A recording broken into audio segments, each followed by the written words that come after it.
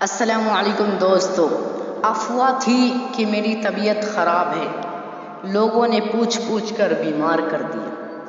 2 گز ہی سہی مگر یہ میری ملکیت ہے، اے موت تو نے مجھے زمیندار کر دیا۔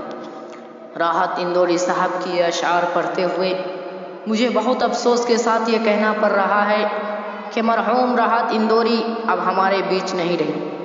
ہزاروں نہیں، لاکھوں نہیں، بلکہ کروڑوں لوگوں کی دل کی دھڑکن مرحوم راحت اندوری 2 دن پہلے ہی دل کی دھڑکن رک جانے کی وجہ سے ہمیں چھوڑ کر اس دنیا سے ہمیشہ کے لیے چلے گئے۔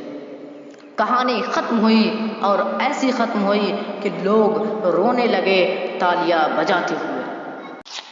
کیا راحت اندوری سچ میں ہمیں چھوڑ کر چلے گئے؟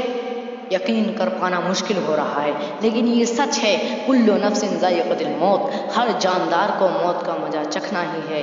راحت اندوری اب سچ میں اس دنیا کی ساری جھنجھٹ سے آزاد ہو کر اصلی راحت کی دنیا میں پہنچ گئے، یعنی اپنی خالق کی حقیقی سے جا ملے۔ لیکن موت اس کی ہے، کرے زمانہ جس کا افسوس۔ یوں تو دنیا میں سبھی آئے ہیں مرنے کے لیے، مرحوم راحت اندوری کو ہم ہزاروں اشعار کے ساتھ انہیں یاد کر سکتے ہیں۔ وہ بھی خود انہی کے راحت صاحب کبھی کبھی موت کو یاد کرتے ہوئے کہتے تھے کہ گھر سے یہ سوچ کے نکلا ہوں کہ مر جانا ہے۔ اب کوئی راہ دکھا دے کہ کدھر جانا ہے، جسم سے ساتھ نبھانے کی امید مت رکھو، اس مسافر کو تو رستے میں ٹھہر جانا ہے۔ موت لمحے کی سزا، زندگی عمروں کی پکار، میں یہی سوچ کے زندہ ہوں کہ مر جانا ہے۔ نشہ ایسا تھا کہ میں کھانے کو دنیا سمجھا، ہوش آیا تو خیال آیا گھر جانا ہے۔ میرے جذبے کی بڑی قدر ہے لوگوں میں، مگر میرے جذبے کو میرے ساتھ ہی مر جانا ہے۔ ہائے ہائے، راحت صاحب ایک مجمع کو لوٹنے والی شخصیت تھی، لوگوں کے دلوں پر راج کرتے تھے، اور مرنے کے بعد بھی ان کے اشعار اور ان کے کلام امر رہیں گے، ہمیشہ زندہ رہیں گے۔ کسی مشاعرے میں آپ کا چلے جانا اس مشاعرے کو کامیاب کرنے کی نشانی تھی، اس کی ضمانت تھی۔ آپ کو سننے کے لیے لوگ گھنٹوں دوسرے شاعروں کو برداشت کرتے ہیں، لیکن ان کو سنے بغیر نہیں جاتے تھے۔ آپ اپنے کلام سے ہمیشہ لوگوں کو حقیقت کا آئینہ دکھایا ہے۔ جب بھی ملک کے حالات خراب ہوئے، خانہ جنگی شروع ہوئی، ظلم و ستم ڈھائے جانے لگے، تو آپ نے حکومت کے آنکھوں میں آنکھیں ڈال کر وہ اشعار کہے جو حکومت کے اس کی اوقات دکھاتے ہیں اور لوگوں کی حوصلہ کو بڑھاتے ہیں۔ فرماتے ہیں، لوگ ہر موڑ پہ رک رک کے سنبھلتے کیوں ہیں، اتنا ڈرتے ہیں تو پھر گھر سے نکلتے کیوں ہیں؟ میں نہ جگنو ہوں، دیا ہوں، نہ کوئی ستارہ ہوں، روشنی والے میرے نام سے جلتے کیوں ہیں؟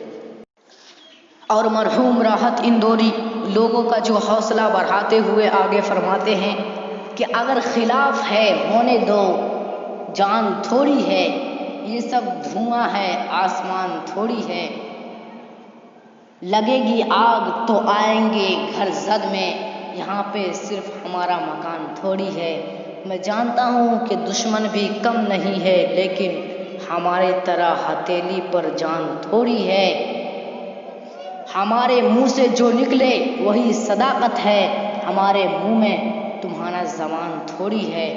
آج جو صاحب مسند ہے کل نہیں ہوں گے، کرایہ دار ہے، ذاتی مکان تھوڑی ہے، سبھی کا خون شامل ہے یہاں کی مٹی میں، کسی کے باپ کا ہندوستان تھوڑی ہے۔ سبحان اللہ، سبحان اللہ، کیا اشعار ہے، کیا کلام ہے، لیکن بڑے افسوس کے ساتھ، بڑے دکھ کے ساتھ یہ کہنا پڑ رہا ہے کہ اس کلام کا خالق، اس کلام کو لکھنے والا، اس کلام کو سوچنے والا اب اس دنیا میں نہیں ہے۔ وہ ہمیں چھوڑ کر اس دار فانی سے رخصت ہو گیا اور جاتے جاتے ہمیں بھی اپنی موت یاد دلا کر گیا۔ میرے بھائیوں، جب بھی کوئی اس دنیا سے جاتا ہے تو جاتے جاتے ہمیں بھی موت یاد دلا کر جاتا ہے کہ ہمیں بھی ایک دن موت کا مزہ چکھنا ہے۔ یہ دنیا فانی ہے، یہاں کی ہر چیز آنی اور جانی ہے، باقی رہنے والی صرف اللہ کی ذات ہے۔